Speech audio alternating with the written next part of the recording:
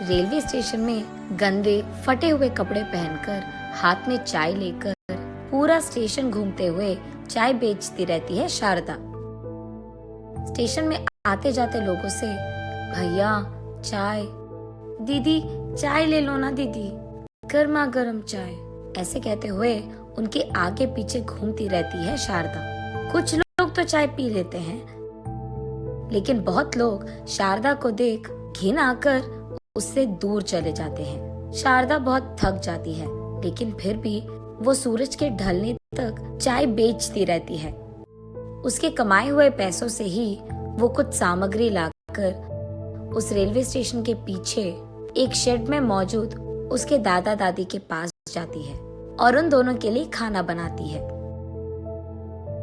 फिर से सुबह उठकर बूढ़े लोगों के लिए खाना बनाकर चाय तैयार करके चाय को लेकर स्टेशन जाती है और वहां शाम होने तक चाय बेचती रहती है। उन्हीं कमाए हुए पैसों से वो अपने बूढ़े दादा दादी का ख्याल रखती है। हर रोज की तरह शारदा रेलवे स्टेशन में चाय बेचती रहती है, लेकिन उस दिन उसके पास एक बूढ़ा आदमी चलमैया आता है। एक चाय देना बेटी, ऐसे कहकर एक चाय पीकर, बड़ी अच्छी चाय है, तुम्हारा नाम क्या है? मेरा नाम शारदा है जी। तुम्हारा चाय का व्यापार कैसे चल रहा है बेटी?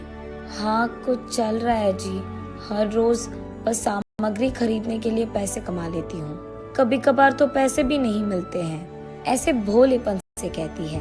अगर तुम इन फटे कपड़ों में इस गंदी हालत में चाय बेचोगी तो कौन चाय खरीदेगा बोलो? वही अगर तुम सूखे अच्छे कपड़े पहनोगी तो कोई भी तुम्हारे पास चाय खरीदेगा। सिर्फ चाय का स्वाद अच्छा है तो नहीं चलेगा बेटी, तुम्हें भी तो साफ रहना है।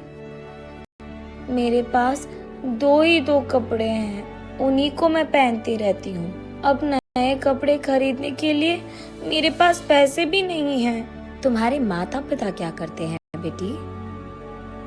मेरे माँ बाप मर गए, मैं अपने दादा दादी के पास रहती हूँ। ओह ऐसा क्या? वो कहाँ है बेटी? वो दोनों इस रेलवे स्टेशन के पीछे एक शेड में रहते हैं। ओहो, तो तुम लोगों के पास घर भी नहीं है? तुम कौन सी गांव से हो? ऐसे पूछता है चलमैया। यही पास में जगन्नाथपुरम से हैं हम, कुछ दिन पहले तक हम वही रहते थे। अच्छा, तो फिर अब यहाँ क्यों आए तुम लोग? क्योंकि कुछ दिन पहले हमारे गांव का सरपंच हमारा घर हमसे छीनकर हमें बाहर भेज दिया है। ऐसा क्या? क्यों? तब शारदा जो कुछ भी हुआ चलमैया को बताती है। कुछ दिन पहले हमारे गांव में सरपंच के इलेक्शंस चल रहे थे, उसमें हमारे गांव का बलरामैया भी खड़ा था। वो वोट मांगने हर घर को जाता था और ऐसे ही हमारे भी घर आए। तब मेरा दादा, पिछली बार जब सरपंच बने थे तो गांव के सारे पैसे तुम ही खा गए, सरकार के प्रोजेक्ट्स के पैसे भी तुमने ही खा लिया। तुमको मैं वोट नहीं डालूंगा, नया लड़का जो आया उसी को वोट डालूंगा मैं, ऐसे कहती है दादा ने। ये बात सुनकर बलरामैया क्रोधित होकर, मेरे जीतने के बाद मैं तुम्हें इस गांव से ही बाहर निकाल दूंगा, ऐसे दी थी। उसके कहे के अनुसार वो जीत गया और उसके कुछ ही दिन बाद वो अधिकारियों को लेकर हमारे घर आया था, ये कहते हुए कि हमने इस घर को गैर कानूनी से बनवाया और इस घर की जो काम है हमने पूरी तरह से नहीं करवाया, इसलिए तुम्हारे घर को हम सीज कर रहे हैं। वो हमको हमारे घर से और हमारे गांव से बाहर निकाल दिया। मेरे दादा दादी बहुत बूढ़े हैं ना, हमने अधिकारों से मिलने की बहुत कोशिश की, लेकिन कोई हमारी मदद नहीं कर रहा, इसलिए मैं चाय बेचकर जो भी पैसे कमाती हूँ उसी से उनका देखभाल कर रही हूँ, ऐसे वो बहुत दुख में कहती है। तब चलमैया, ठीक है, मैं तुझे स्टेशन में एक छोटा सा शॉप किराए पे दूंगा, तुम वहाँ अपना चाय का व्यापार लगा सकती हो, ऐसे कहते हैं। पर मेरे पास तो पैसे नहीं है दादा। धीरे धीरे से दे देना बेटी, तुम पहले व्यापार तो शुरू करो। अगले ही दिन चलमैया शारदा को नए कपड़े और चाय बनाने के लिए जरूरी सामग्री 1 महीने तक का खरीद के देता है। ऐसे शारदा रेलवे स्टेशन में चाय का दुकान खोलती है।